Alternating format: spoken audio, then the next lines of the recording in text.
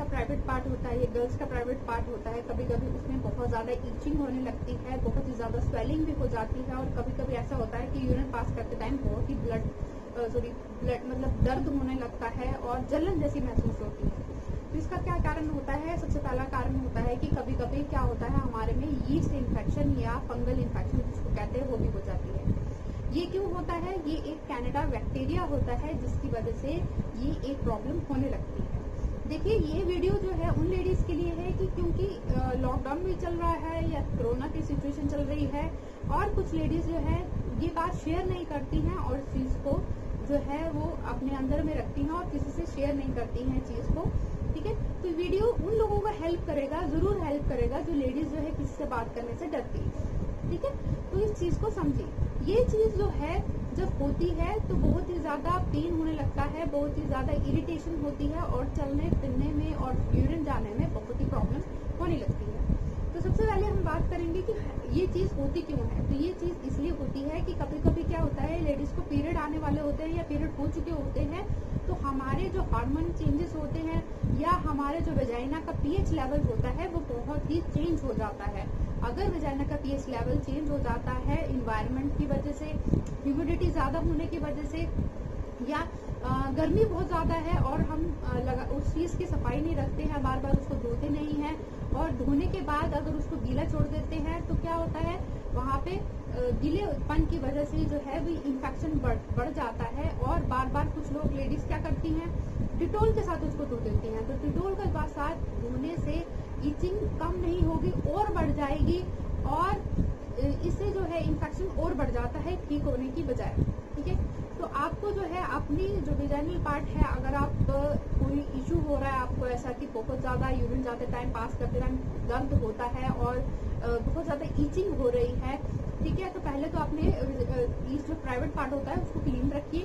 दूसरी बात ये है कि आपको जो है बार बार उसको जो है डिटोल से बिल्कुल वॉश नहीं करना है, उसको नॉर्मल पानी से वॉश कीजिए।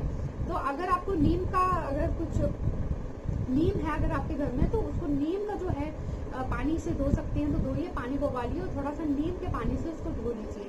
ठीक है, अगर नॉर्मल पानी से भी वॉश करते हैं कोई बात नहीं। ठीक है, या गुनगुना पानी लीजिए, बिल्कुल गुनगुना सा, बिल्कुल ठीक है, उससे थोड़ा सा रिलैक्सेशन आपको लगेगी।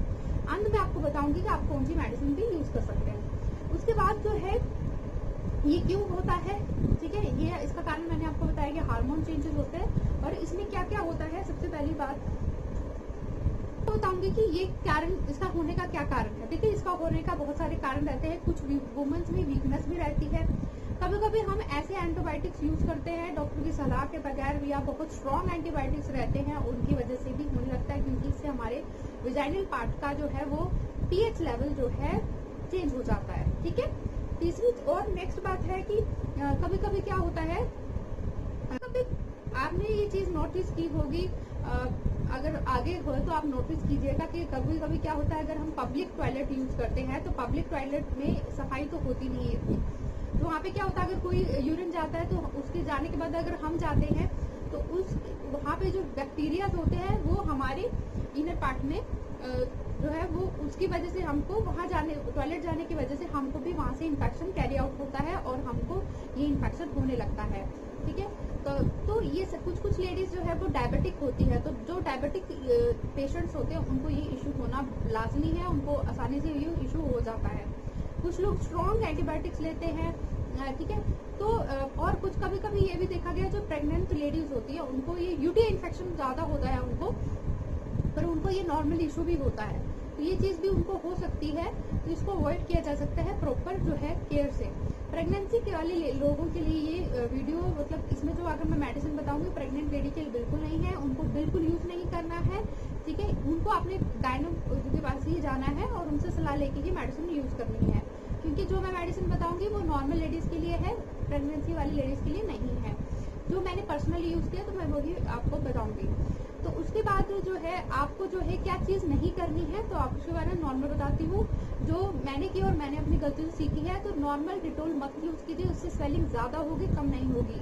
बार बार इचिंग मत कीजिए, बार बार इचिंग कीजिए करोगे तो वो रेडनेस बढ़ जाएगी और स्वेलिंग बढ़ेगी और इचिंग बढ़ेगी, कम होने के बजाय ज्यादा ही होगी, कम बिल्कुल नहीं होगी। ठीक है, और अगर ये सब चीजें करने के बावजूद भी आपका कोई फर्क नहीं पड़ रहा है, ठीक है, तो मेन क्या है, आपको क्या करना है, मैं आपको मेडिसिन के बारे में बताती हूँ।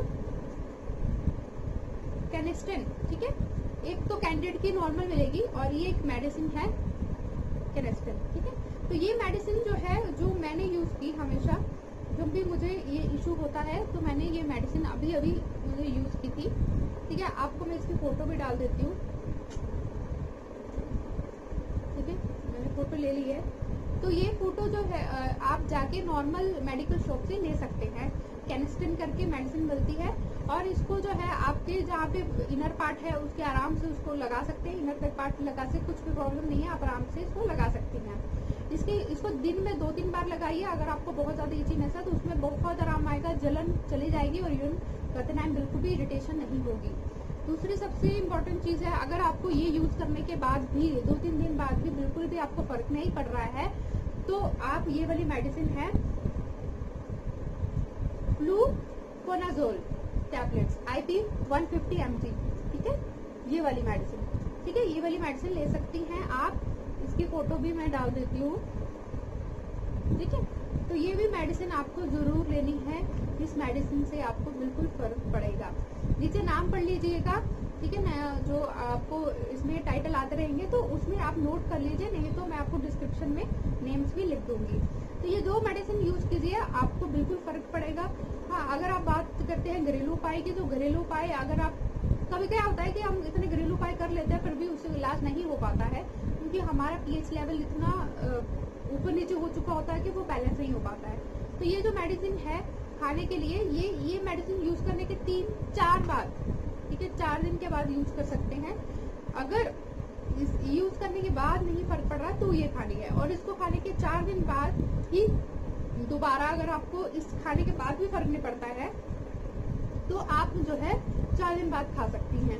पर प्रॉपरली मैं आपको बताऊं कि अगर आप ये 2 चीजें यूज करोगे तो आपको बिल्कुल फर्क पड़ेगा, और इसी से फर्क पड़ जाएगा। नॉर्मल क्लीन कीजिए और उसके बाद उसको एयर ड्राई कीजिए, अच्छे से उसको मुलायम कपड़े से साफ के रखिए, बिल्कुल उसको गीला नहीं रहना देना है अपने प्राइवेट पार्ट को। तो आपको जो ईचिंग हो रही है, ये जो ईचिंग वाला प्रॉब्लम हो रही है वो बिल्कुल नहीं होगा। तो आई थिंक आपको मेरी वीडियो से कुछ हेल्प मिली होगी। मेरे चैनल को सब्सक्राइब करना ना भूले, वीडियो को एंड तक जरूर देखिए, और अगर ये वीडियो आपको हेल्पफुल लगा हो, किसी को हेल्प मिलेगी इस वीडियो से, क्योंकि अब ऐसी सिचुएशन भी है हम डॉक्टर के पास नहीं जा सकते हैं, अगर कोई ऐसी चीज मिल जाती है कि कोई बता देता है तो बहुत हेल्प मिलती है। और ये वीडियो में जो मैंने बनानी है, मैंने प्रेग्नेंट लेडी के लिए बिल्कुल नहीं बनाई है। प्रेगनेंसी में बिल्कुल मत यूज कीजिएगा, प्रेगनेंसी के लिए अपने गाइनो के पास ही जाइएगा, ठीक है। Thank you so much, sorry.